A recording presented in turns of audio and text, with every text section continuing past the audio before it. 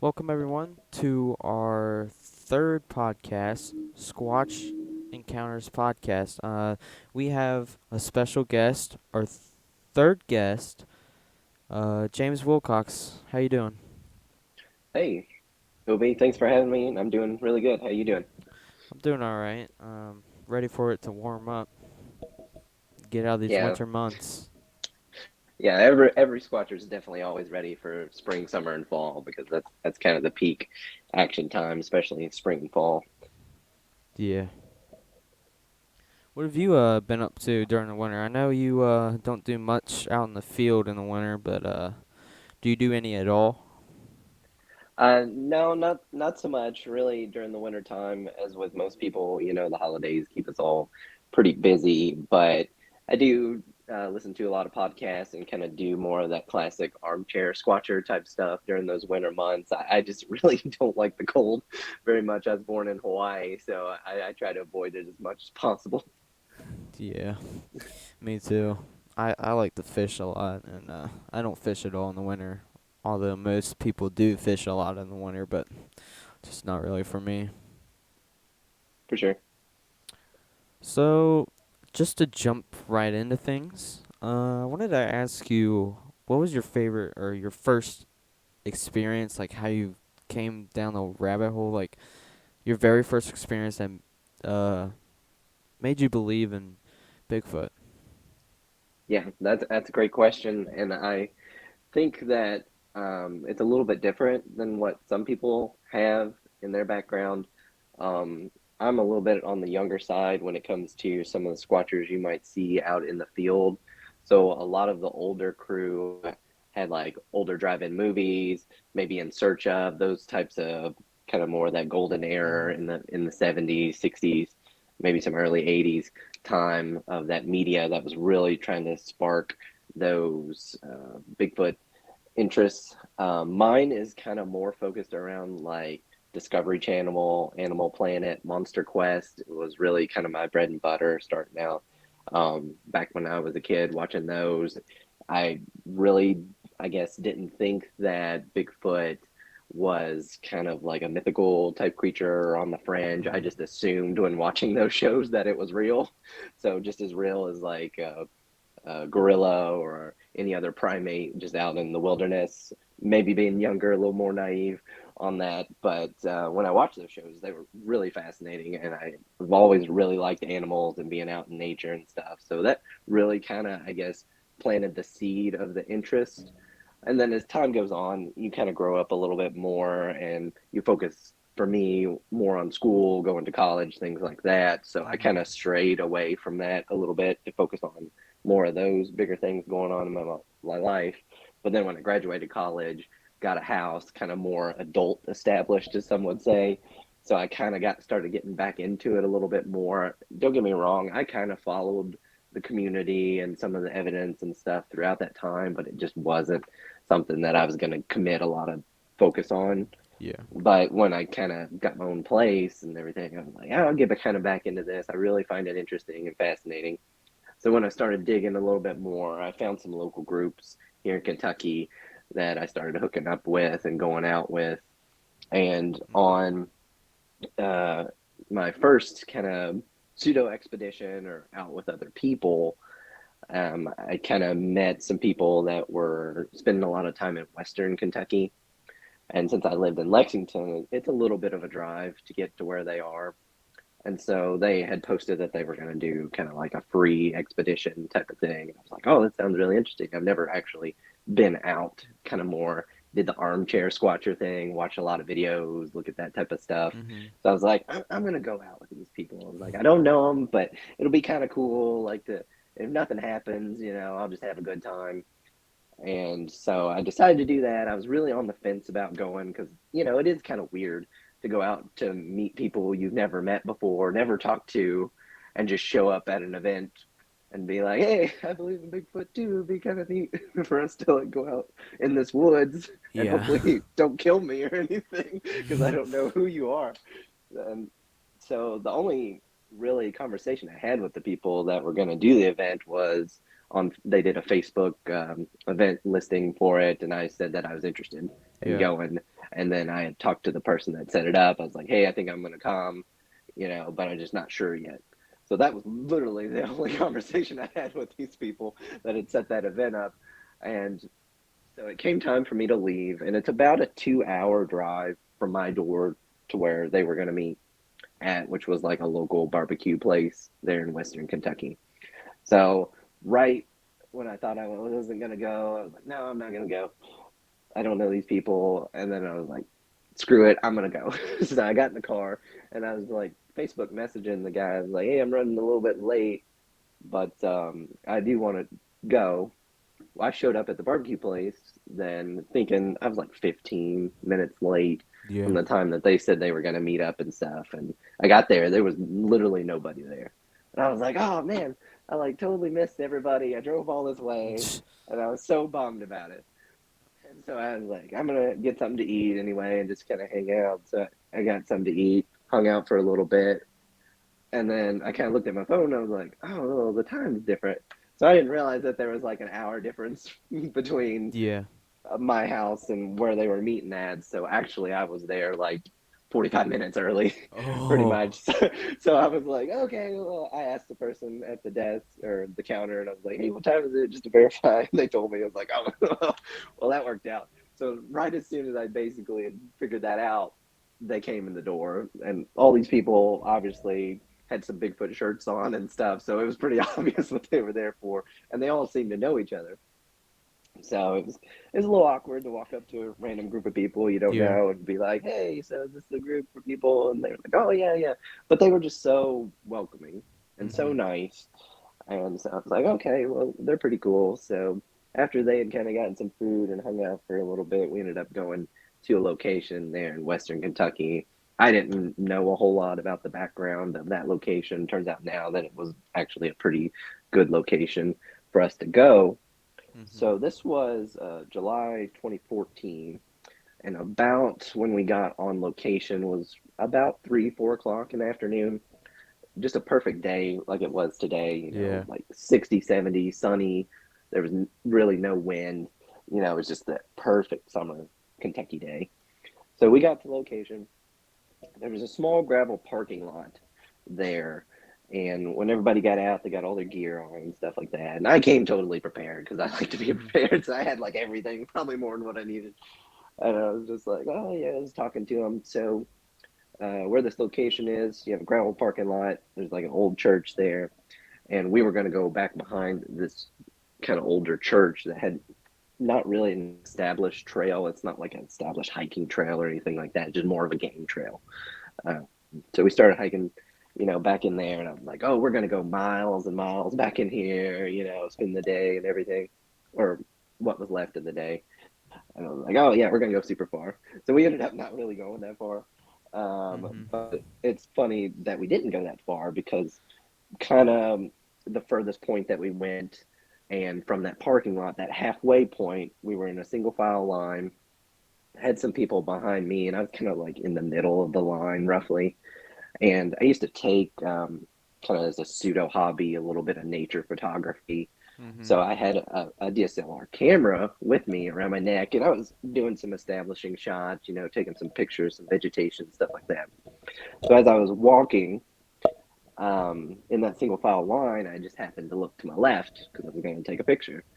And right in between two trees, I saw this black humanoid figure step out and take like a full step and another half a step, and then boom, he was behind another tree. I was Wow. like, okay, wow. I was like, that's crazy. I was like, that's really weird. I was like, that literally looked like just a black shape that was humanoid step out behind this tree, just looking exactly where he was going. Didn't look at me that I could tell, but it was just solid black. A little bit of a distance there. I couldn't maybe tell if it was looking at me or not, but it didn't act like it was. And it just was reaching out with its hand like it was going to grab the tree that it was going to. And it was just boom. So, I mean, it was really quick, but I got a very, very good look at it, I think, because I just happened to be looking exactly where it stepped out. Yeah. Like if I'd been looking down at the ground or like off to the right or left, I wouldn't have got as good a view because it was so quick. I mean, I only saw it for like maybe 2 seconds tops. It was very fast. But just because I was looking in that right direction. So I was, being new to it, I was like, okay. I was like, I'm being hooked here. Like, these people are taking me out here. They got somebody in a suit running around, and then it's just, I was already like so disappointed. I was just like, oh, these are just a bunch of faker people. This guy's gonna jump out and like scare us or something like that Yeah. and run off. And I was like, ah, man, I've been duped. So I didn't really say anything, but I did stop and look, and I walked a little bit forward, a little bit back, trying to see behind the tree that it went to. Couldn't see behind it. Other vegetation starts to block your line of sight and everything like that. And then some of the people behind me was like, "Do you see something?" And I was like, I don't think so. I was like, it could have just been the way the lighting was in between the trees or something. And I was like, I don't know. I thought I did, but Mhm. didn't. So we kind of went on, and not even a few seconds later, the guy leading the group was like, "Let's do a knock." I'm like, okay. So I bring my camera up and I'm like filming him do the knock. And so he does 3 knocks on this tree. Almost immediately, probably like a second or two after he does his, we get a nice big home run knock, Ooh. literally from the same area that I saw this thing, but just a little bit further away, it sounded like, but like in that same general direction. And I was like, oh, okay, now this is Wow. interesting. I'm very skeptical, like, but I was like, okay, that's interesting. But I was like, it's that dude, probably, right? So now he's gonna come out and scare us or whatever. Mhm. But nothing else happened, and I'm like, okay, well, that's weird. But I heard it clear as day. Everyone else heard it. It to this day is still one of the loudest knocks I've ever heard. Like, and just in a response like that, and just one solid one, not any repetition, just one solid home run knock. So, okay. So we go on, I don't know, probably 30, 40 feet even. And the trail kind of ends at this like little dry creek bed, probably has a little bit of water trickle through it during like a heavy rain and stuff like that. Not like a river, just very, very small. Was dried out, but you could tell where water kind of went through this general area. Yeah. And and so people are kind of taking a break there, and and I'm sitting down too, and then somebody notices what they think are footprints, and I was like, oh, that's really cool. And I don't have like any hunting tracking background or anything like that, but it was like a trackway, and it literally did look like giant footprints had went through this kind of tall weedy grass, and it was, I don't know how else to describe it, in that it just looked like these really big footprints right through this grass, and it looked very fresh to me. But it's just very tall, weedy grass, so it did smush down and like Mhm. what looked like footprints. I was like, okay, well, that's really cool. And then someone else also found some more footprints, but this was on in kind of more muddy substrate. So I actually took what would be kind of a heel and then mid of the foot, no Mhm. toes. Yeah. And it was kind of like on like a little ridge where it was leaving the trail. So it didn't really get maybe toe placement very well because it was kind of stepping into like a little mound of dirt type of thing. So I ended up having powder with me, and I casted it. And then as you kind of looked back the direction where that same trackway would have been, they found another footprint, Mhm. um, kind of coming out of that kind of older creek area. And like that was to me way better than even the one I ended up casting. And I was like, wow, this is crazy. Like, I Yeah. was like, I've never seen anything like that. Like, it just looked so distinguished to me to be Mhm. similar to a giant footprint out in the woods. And so now I was really scratching my head because I was like, man, if these people, they're putting on a good show. I was Yeah. like, because they act like they haven't seen this before, like this is very unusual. And like, I just, it just was like, wow, these people are like really pulling one over on me if this is like all fake altogether. And I was like, the guy that I possibly saw never showed up. Like that was it. Like I Mhm. was like, now I'm really weirded out because I was like, I thought, to find Bigfoot or something, you would have to go deep into woods. Like Yeah. this was, fairly close to a road and a parking lot and things like that. So yeah, I don't know. That's kind of unusual. Yeah. But I had a great time with them. Um, we ended up casting that stuff. Ended up kind of wrapping it up as it was starting to get dark and everything like that. They went back kind of to their campground and stuff, and they offered me food, and they were just so generous and so nice. And that to me is what kind of sparked my interest more because I'm like, oh, these aren't just a bunch of crazy people. They're actually really nice. You know, it's like they don't know me and they're offering me food and things like that. And Mhm. I ended up leaving that night. I didn't spend the night there and stuff, and I went back home. So I got back super late. I think it was like 3 or 4 o'clock in the morning. So I Yeah. was just completely tired at that point. So I fell into bed, but I just couldn't sleep. I was just like, that's just so weird. Mhm. It's like when you add everything together, I just can't explain it. And so I got up and I went to my guest bedroom and I kind of laid it out with just like some coins and stuff, and I was like trying to figure out like what I had seen, where it had possibly went. I was like trying to figure it all out, and one of the guys had actually given me like a Bigfoot patch. Um, there it had like a couple squatches on it, and I kind of looked at the patch and I was like, well, it kind of looked like that. And for anybody in the community, probably knows that kind of classic patty silhouette, the black Yeah. one that you see a lot of cutouts done of, or like little logos or Oh yeah. stickers. There's one that's very used a lot, and that was kind of very similar to what was on the patch. But it was like, well, what I saw was a little bit different than that. Like it was, I've always described it as it's kind of gangly. It's not as buff as like Patty or kind of the bigger Bigfoots that you see, very muscular. Like this one was, I could tell it was big, and it definitely had kind of more of a bigger kind of chest, kind of shoulder area, Yeah. but its arms and legs were very long and very more skinny. Like it just didn't have, I mean, maybe up close it might have had more muscle mass or something like that, but it looked kind of more like a big chimpanzee. Like chimpanzees, Yeah. when you look at them, with all their hair and everything, they're kind of bigger in the chest area, but their Mhm. arms and legs don't look as muscular with the hair on them. They kind of look more gangly, maybe like Shaggy from Scooby Doo. It's Yeah. like he's got kind of like longer, thinner arms and stuff like that. So I was like, well, it's a little bit different, and that's kind of how I always kind of pictured it too, kind of more gorilla-like, more buff, things like that. But I was like, this one was more chimpanzee-like, so I was like, that's unusual. Like if I thought it looked kind of more like this, and I just maybe happened to imagine it or something like that. I went out here looking for Bigfoot.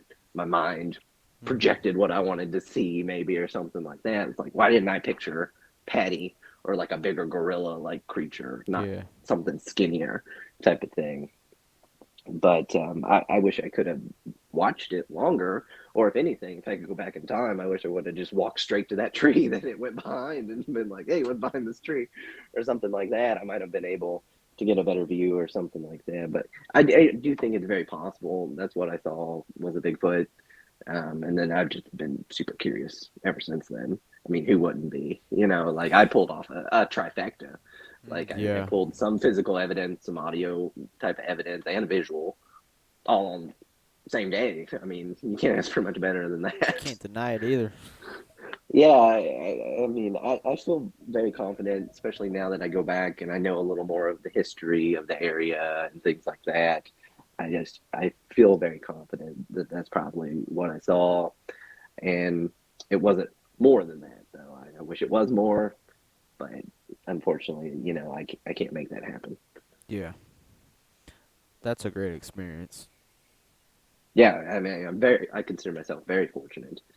Beginner's luck, if you want to call it that, too. Oh, I'd call it that any day. And yeah, so I definitely know that a lot of people have spent a lot more time out there than I ever have, or I probably ever will, and have been almost nothing on the evidence end or a visual sighting and stuff. So I consider myself very fortunate. Yeah. Um, I know in the warmer weather, do you get out like consistently? Not as much as I probably would like. I kind of consider it kind of more a little bit more of a hobby probably than some people do. There's a lot more people dedicated to it more than I am. I do try Yeah. to get out at least during the spring and the fall, at least on like an extended expedition where it would be several days and nights. I try to do that. I go to a few conferences and things. Um, I go out on kind of more like day trips and excursions, sometimes on the weekends. But not as much as I would like. Maybe for like an overnight extended stay, maybe just under 5 times a year Yeah. for something that's like an overnight type of thing, and then maybe somewhere around 10 times during the year of what would be kind of like a day trip type of thing. Yeah. Do you have any more crazy experiences? Oh yeah, like I said, I consider myself very fortunate in that I've heard plenty of knocks, and everybody could say you could be skeptical, and I encourage everybody to be skeptical. It could be something falling like a nut, limb, something like that. But the ones that I consider like knocks that I've heard are usually in response of something that Yeah. maybe we've done, like a howl, a whistle, those types of things. And I've heard knocks in several different types of scenarios. Most of them would be single knocks, usually not as loud as the one that I heard originally. Um, Yeah. but I've heard series of three, um, but I've never heard anything over three knocks in a row. I've heard rock clacks, what I would consider more of those. Definitely sounds a lot different than a wood on wood sound. I've heard that a couple of times. I've heard howls, whoops, a couple of whistles that are tough to say, really what they are. Um, Yeah. I've had scenarios where things have moved that we've placed and things like that. Not even overnight, like moved, within hours of them being placed and stuff like Wow. that. Um, I, I've um, I've had stuff what I believe to have come into camp thrown. Um, you in that scenario, it was like little nuts, little rocks and things Wow. that over several hours ended up coming in our direction and kind of skipping and hitting us and stuff like that. I've had things like that happen that are hard to really explain. Um, I've not had any real like paranormal experiences. I know a lot of people kind of go down that road. I've never um, had ultrasound or infrasound, blast at me. I've never heard anybody talking or anything like that. I have heard on audio breathing on what we would call an LDR placed. Yeah. That's unusual, and a recorder that had some heavy breathing on it, and that one was actually interesting, just because that scenario I could still see the recorder, like it was off in a distance, like I could see it had like a little light on it. Mhm. I mean it was not very far, and I know that we were the only people out there in the woods, so how it picked up breathing, heavy breaths on it, it sounded more like and that would be the only time that it recorded that. Um, Yeah. I've heard trees falling over. Now that doesn't mean that they were necessarily pushed, but I've heard um, that several times, which I think is unusual. I don't know too many people that have been out in the woods and have heard trees fall. I have Like almost every time I go out, actually. Well, okay, no, not so every time I go out, but every time that I go to my spot by my house. mhm, Whenever, well, I wouldn't say every time, but every time that I get paralleled out, like I know, like I can hear it, there's an opening, and you have to walk through a cornfield to get back to the road. right, And when we're about halfway through that cornfield, you just hear either something breaking or just this smash, like a tree just falling, or like a tree rolling down a hill, or just some. It's just some kind of just chaos, just huge, just destruction. What it sounds like. right, yeah, I've had it happen twice. yeah. So maybe you've had some things happen, could or could not be Bigfoot related, but I don't know like too many people like say that are not going out in the Bigfoot areas or things like that. They're just like, oh yeah, I've heard trees fall over. I've heard trees fall over twice in one night and that's during I don't know, probably like a 4 or 5 hour span. I find that unusual, especially if there's no wind, not out there during a storm or anything like that. I mean, is it possible that I heard two trees fall in the same night? Yes, absolutely. But to me, it becomes tougher to try to explain that if something else isn't acting upon them. And like I said, that's still in, a Yeah. Bigfoot area type of things too. But that you get a little skeptical on that. I mean, I can't prove it. I never saw it fall. I never saw what acted on it to make it fall.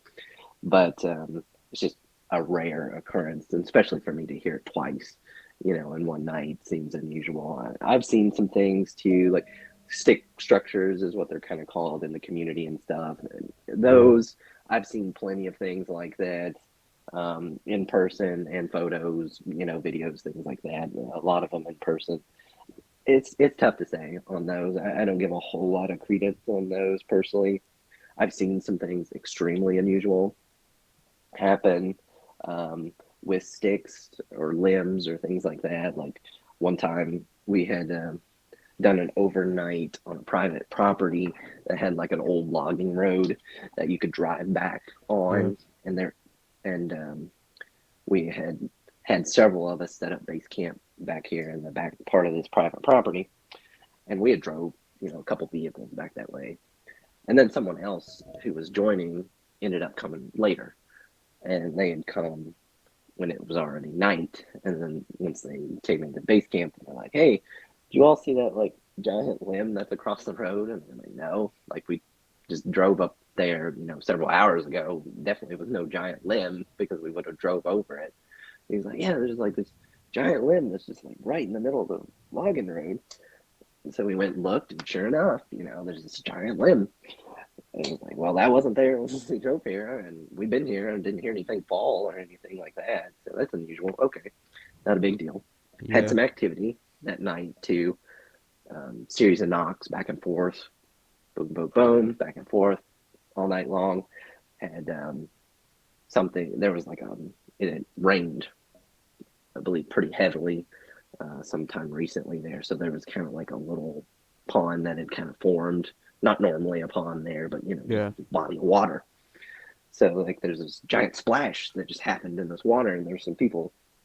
I was in a group sitting a little bit further away from the pond area, and then there's two guys, sitting by the pond, and we're like, oh, they threw something in there, just messing around, but it sounded like a giant concrete bag, just like boom in the Yeah. water.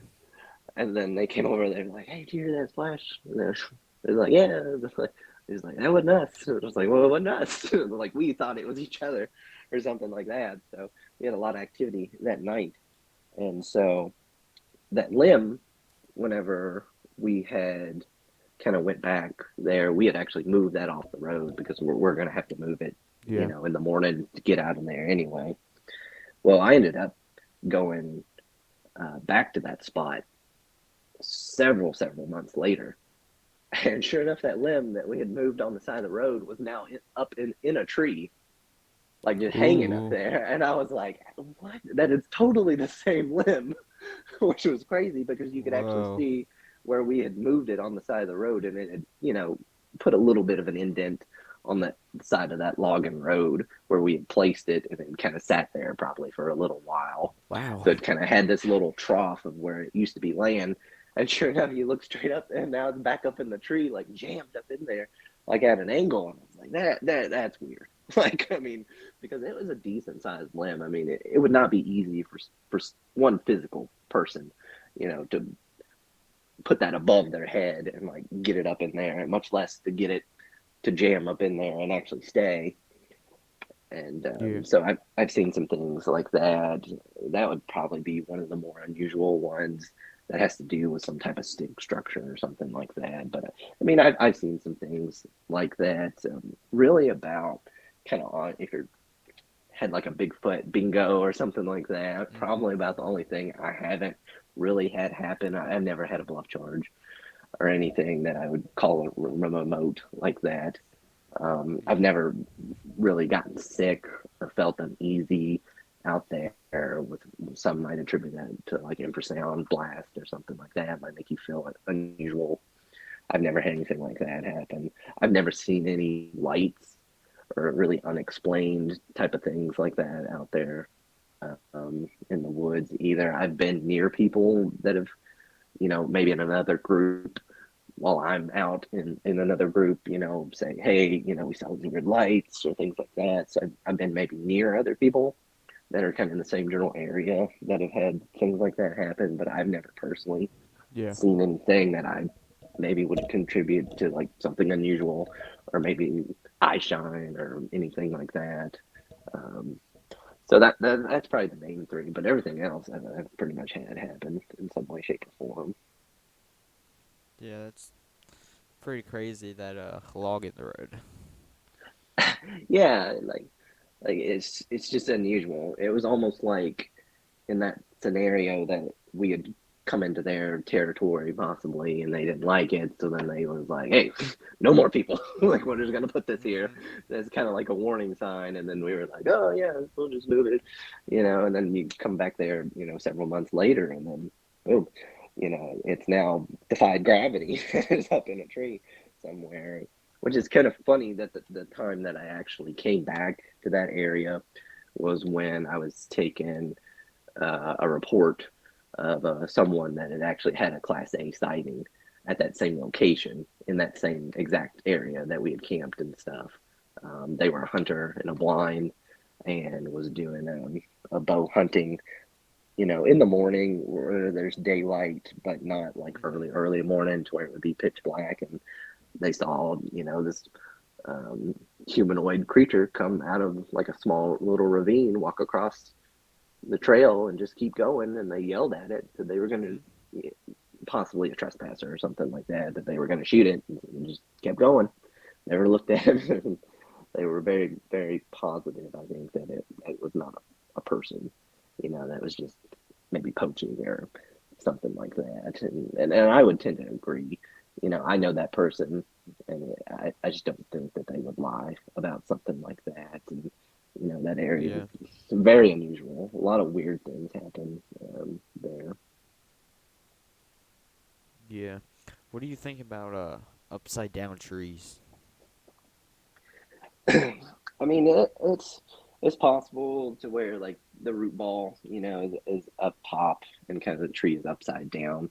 I know that a lot of times when they're logging, especially in like Alaska and kind of more of these remote places, sometimes they'll do that to kind of make habitat for like birds of prey, like eagles and hawks and things like that. But I mean, I've seen some stuff here in Kentucky where you've had smaller trees that do have the root ball kind of up higher. Um, Mhm. it's tough to say. I've not seen anything here personally that I would say, yes, this is an upside down tree that's purposely been jammed into the ground or placed that way.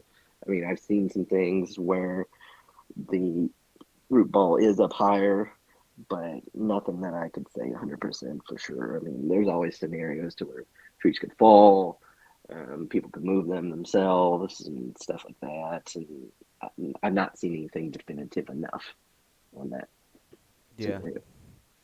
Yeah, I just recently heard of it, and I was just wondering, do you get Yeah, I mean, any reports of it in Kentucky?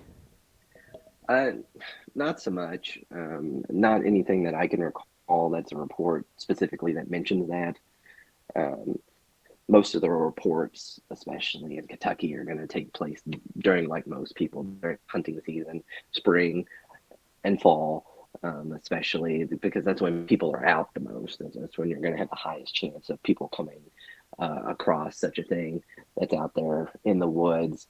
A lot of times it's going to be hunters or just people like me that are out there and kind of Mhm. doing some Bigfoot Yeah. related stuff. You kind of get some of those people too. But a lot of it is hunters or people that might see something crossing the road. That seems to happen a lot too. Um, but that's probably the majority of them. I mean, really, I know Kentucky maybe isn't coming to a lot of people's minds as being like a Bigfoot hotspot area.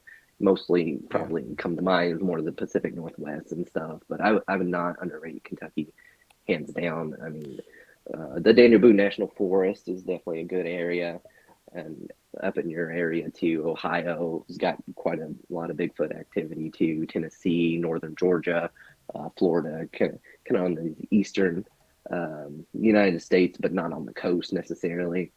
Kind of that track straight down through there. We have a lot of forest area in there, so I think that does help create a lot of habitat. Um, but I mean, we get some things. I mean, really, Kentucky, if you count what's on the BFRO, and then I'm an investigator for the KBRO, which Kentucky Bigfoot Research Organization. If you combine all of those reports together, I think you're sitting somewhere around 400 or so that are actively found with a story attached to them, maybe Yeah. possibly an investigation attached to them. But I'm very confident that there's a lot of stories, especially from other groups in Kentucky that operate in like southern, eastern, western, northern, that don't have a database that's published online somewhere, and they have a bunch of stories too. And there's a lot of stuff that goes unreported as well. I mean, the story that I just told you is not found anywhere online, so it's not like an official report somewhere. Yeah. So, I mean, if you count all that together, now we're talking quite a lot of possible reports and stuff. And then you get a lot of reports too that just never make it just because they're questionable or the evidence doesn't add up enough or they're just not Yeah. good enough to publish. The BFRO operates on a lot of reports too that they don't publish a lot. The majority of them, they have a lot of reports that sit in what's called their database called the flats. That a lot of those reports that get put into the system just don't get investigated or just don't have enough credibility or enough interest, to make it on the actual website as a published report. So there's quite a few in there too that just have been reported, but just not publicly, so to speak. Yeah. What are your thoughts on Bigfoot's being aggressive in ways? Yeah, I think that's a really interesting topic. I mean, I think that it's definitely possible. I think maybe kind of their this is all personal opinion because I can't say one way or the other how something's going to react in that type of situation, or we don't have enough evidence really to go off of their biology or Yeah. mindset or anything like that. But I would say they tend to be kind of more gentle giant type of thing. They just want to be left alone. I think more they've learned over time that humans can be really dangerous. They've seen people hunt, they've seen us, drive around in cars, carve trails through the forest, all these types of things. So they've kind of learned that, like, hey, these guys, they kind of look like us maybe a little bit, but we're bigger than them. But maybe if we cause them harm, more harm will come to us in the long run. So what we'll try to do is just kind of play the more intimidation game.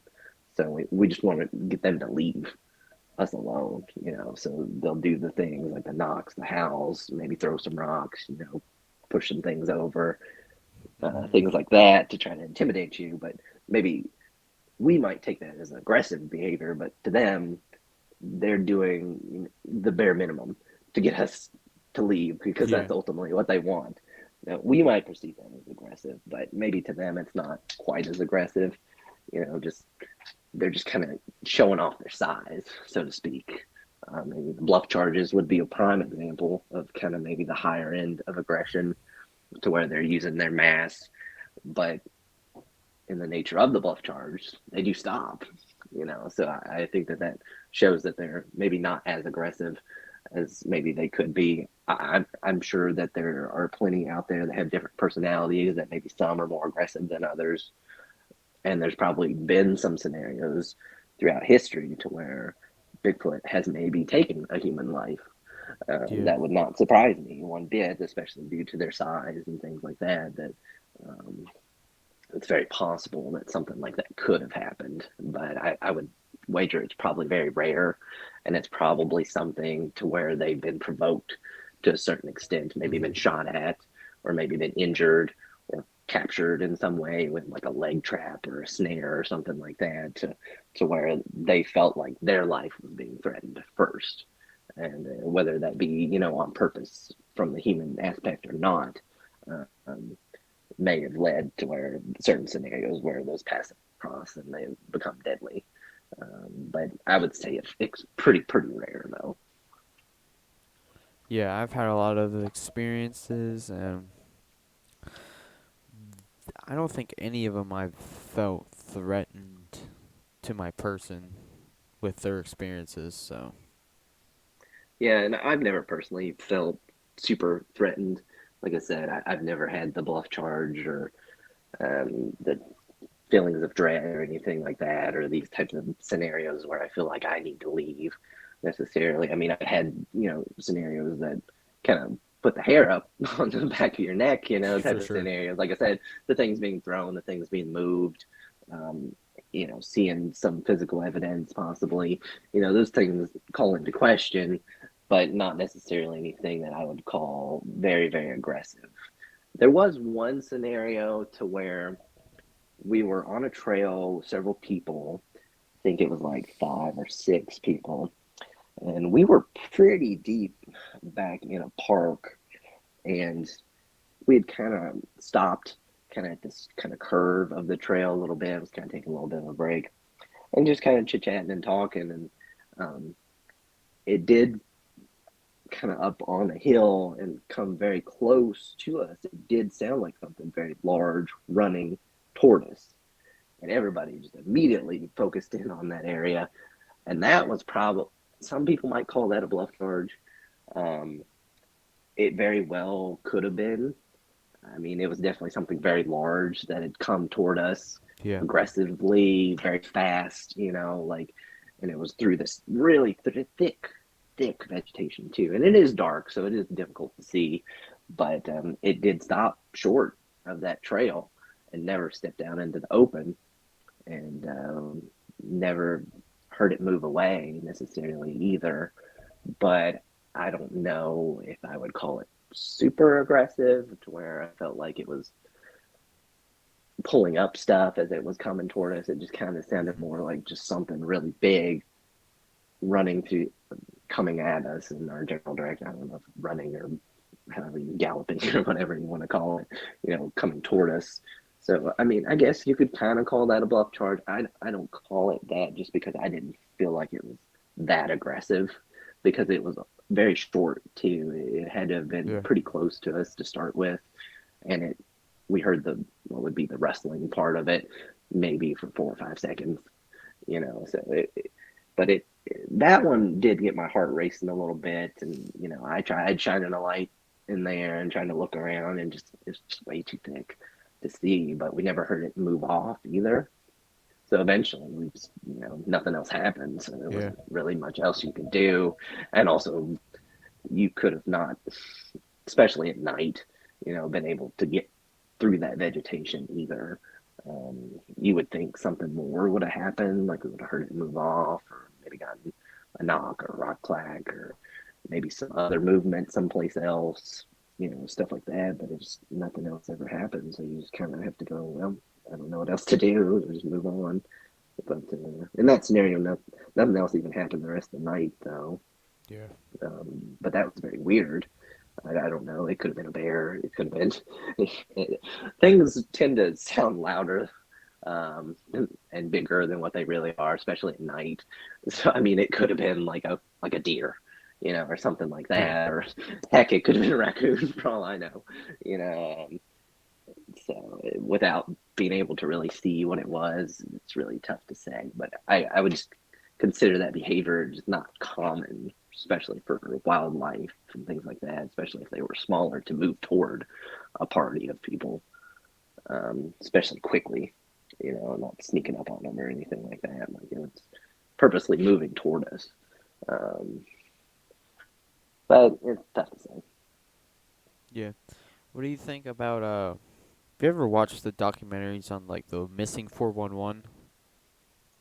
Yeah, David Pilates stuff. I've actually heard him speak a couple of times in person.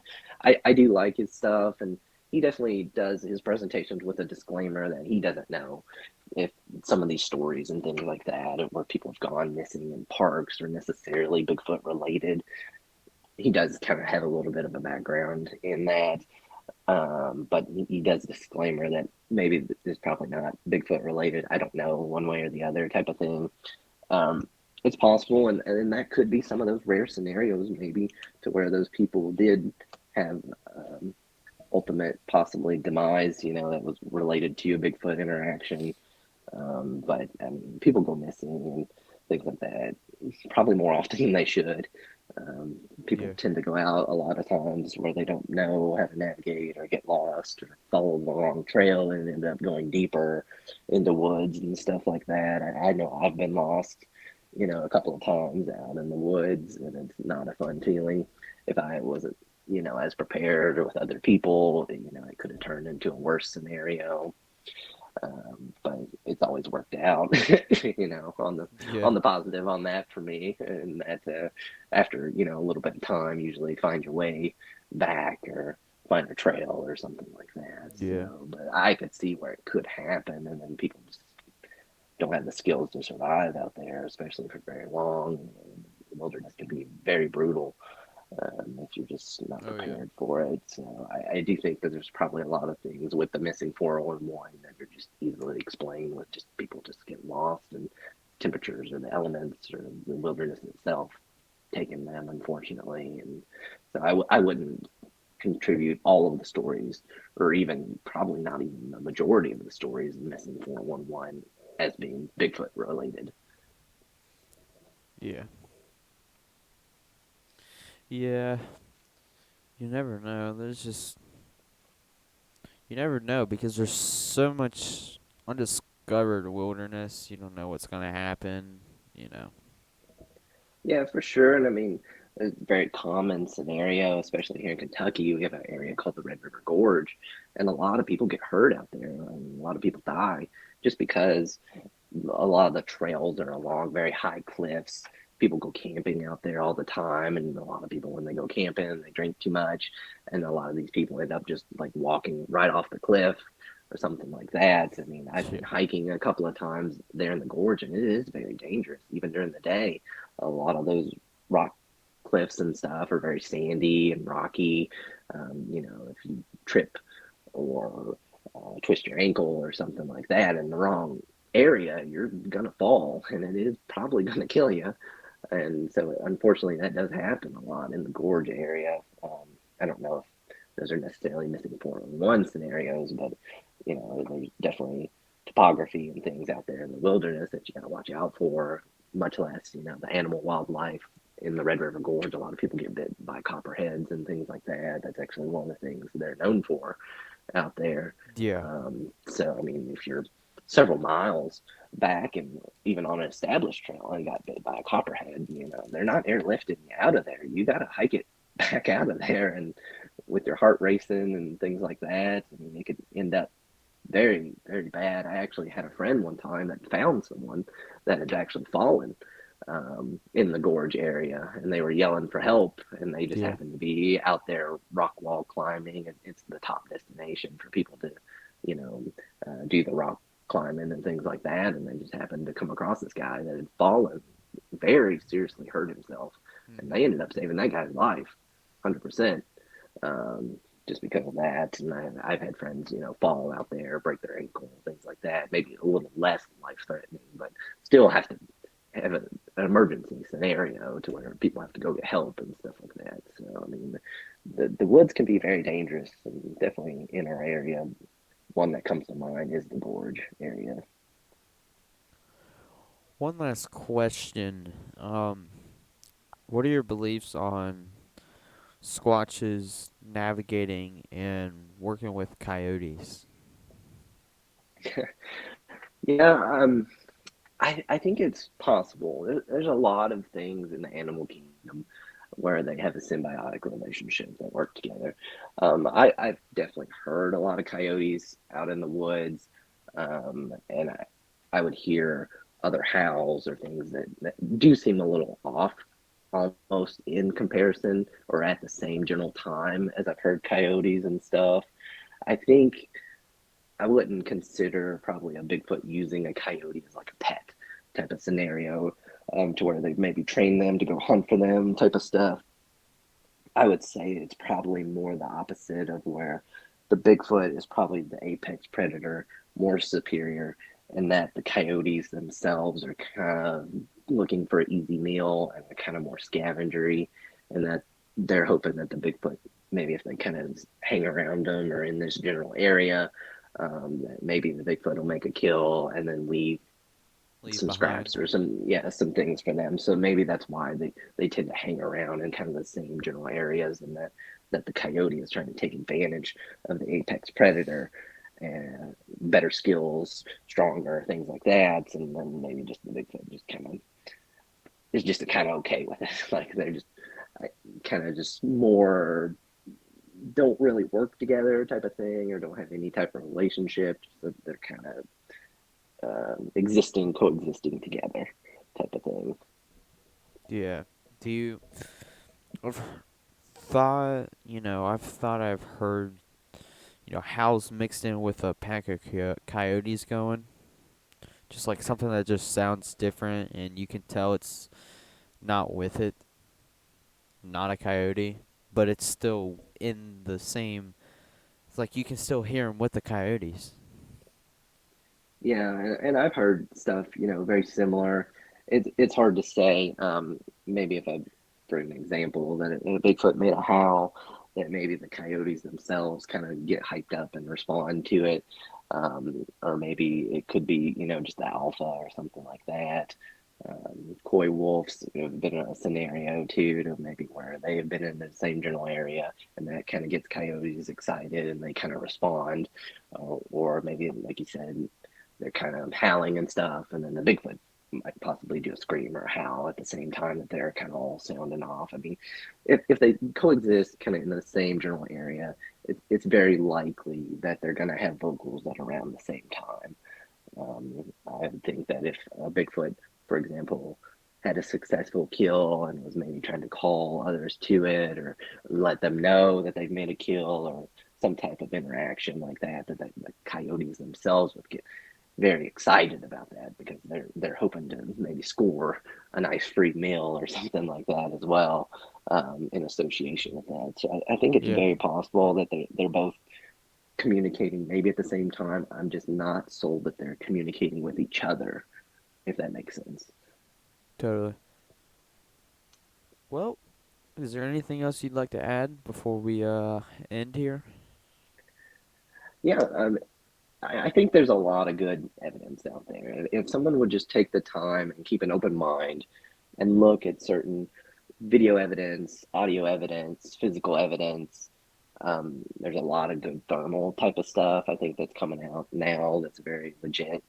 If you would just take the time and just keep an open mind into looking at it, I think that you'll be surprised at like how much legit stuff is out there. Now you gotta Yeah, kind of weed through it a little bit and comb through it, because there's a lot of stuff that's not, or a lot of stuff that's been presented maybe in a way that isn't fully the truth.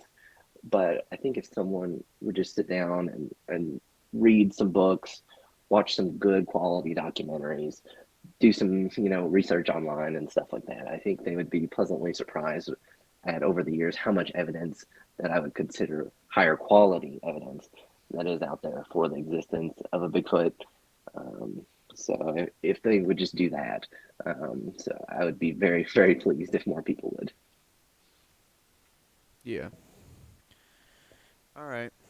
Thank you so much for coming on here. I really appreciated it. Yeah, thank you for having me, Toby, and I'm happy to come back anytime. Yeah, hopefully I'll see you somewhere in Kentucky expeditions. Oh, for sure. All right. Well, thanks again, and I'll keep in touch. All right, definitely. See ya. See you.